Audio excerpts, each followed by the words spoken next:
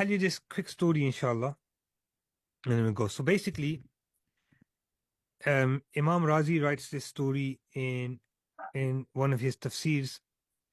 It's actually in the tafsir of Surah Al-Fatiha that there was this pious man, and he was walking along the street, and he saw a scorpion. Okay, so come on, guys, come on, get in. Okay, so look, so there's this pious man. He's walking down the street. What does he see?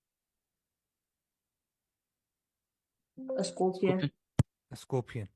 Okay, so he sees a scorpion. So what this pious man does is he says, "I'm going to follow this scorpion." He sees the scorpion walking and says, "I wonder where this scorpion is going." Saying everything, all the creation of Allah subhanahu wa ta'ala serves a purpose. Okay, all the creation of Allah subhanahu wa ta'ala serves a purpose.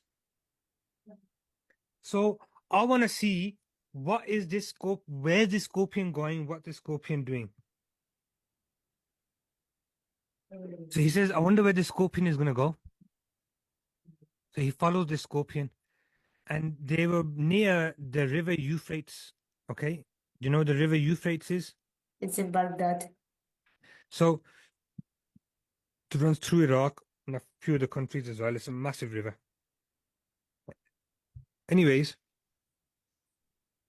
he follows the scorpion. The scorpion walks, and it goes up by the river.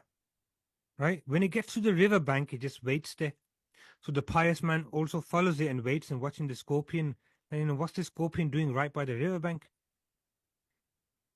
After a little bit of time, a tortoise comes.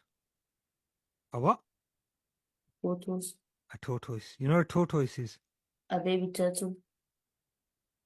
Or is it a turtle? A turtle or a tortoise? Right? Is a tortoise a baby turtle, or is a turtle different than a tortoise? Let's check. Check that. Anyways, okay, so a turtle or a tortoise comes, right? I think there's something different. I think tortoises stay small and turtles grow big. I don't know. I might be wrong. So, what is it? It's basically saying it's turtles, but turtles are not the same as tortoise. They look the same, but they're different, honey. Yeah. Okay, so a tortoise comes, right? Or a turtle, could be wrong, right? I read it in Urdu, and in Urdu they call it a...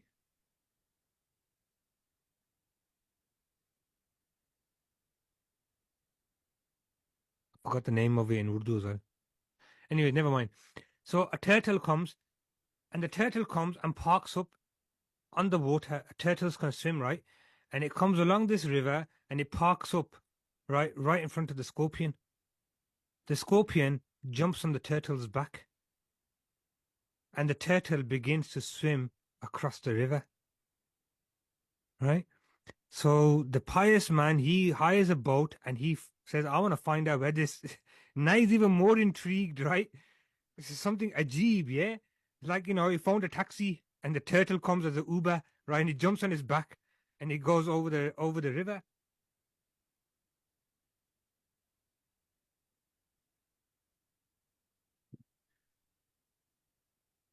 So this pious man, he hires a boat and he says, quickly, take me across the river, follow this channel. So he's got this turtle with the scorpion on its back in its sight, right? And he follows them, and what they do is they cross the river. When the turtle gets to the other side of the river, the scorpion jumps off his back onto the other side of the riverbank. So the pious man, he also gets off this boat and he begins to continue to follow this scorpion on the other side of the riverbank. He says, I'm going to follow this scorpion now, see where it's going to go. He sees the scorpion walking towards a tree where there's a man sleeping underneath it. Right? So the pious man thinks, imagine, maybe this scorpion is going to go and attack this man. So he goes, I'll follow it. And if it starts getting too close, right, I'll quickly shout, wake that man up so he can get saved, yeah? So he gets a bit closer to the scorpion. As the scorpion and the pious man are getting closer and closer to this man who's sleeping underneath the tree, the pious man notices a snake, a poisonous snake, coming down from the tree. And the snake comes up, slithers up right by this man, and he comes up like this and is getting ready now to attack this sleeping man. But quickly the scorpion comes, and the scorpion stings the snake, and the snake drops and dies. The man and then the scorpion begins to walk away from the man. The sleeping man wakes up. He looks around. First of all, he's shocked because he sees a poisonous dead snake lying dead next to him. And then he also sees a poisonous scorpion there close to him. So he's about to go and kill the scorpion. But the pious man runs and he stops him and he says, "Don't kill the scorpion. This scorpion actually came to save your life." So you see, my brothers, this man was sleeping underneath the tree, right? But he must have read the sleeping dua before he went to sleep, right? And Allah subhanahu wa ta'ala there's a snake which was going to come and harm him, and Allah subhanahu wa ta'ala wanted to protect him. And Allah subhanahu wa ta'ala, who is Al-Muhaymin, the guardian, right? Allah subhanahu wa ta'ala sent a scorpion to go and save that man. Subhanallah. Say Subhanallah.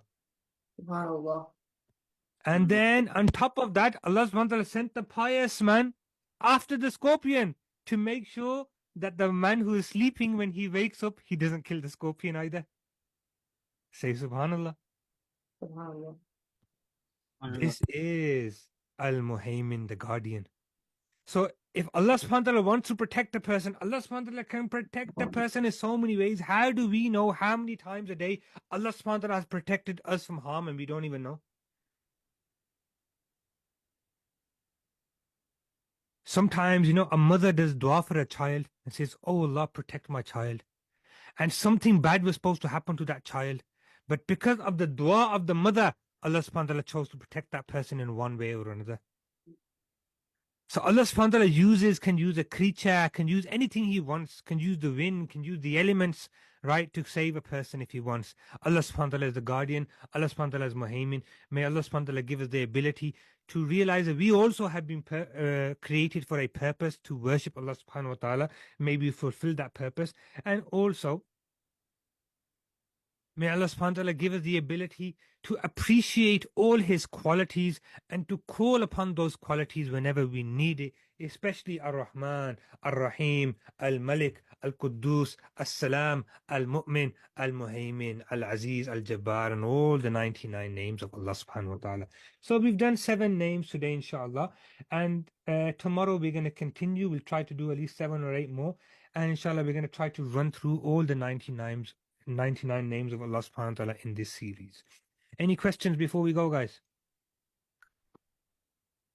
Already Zach's already packed his books away. What does Al-Quddus mean, Umair? The most sacred. The most sacred, the most holy, the most pure. Okay, mashallah. What does Al-Malik mean, Zach? The king.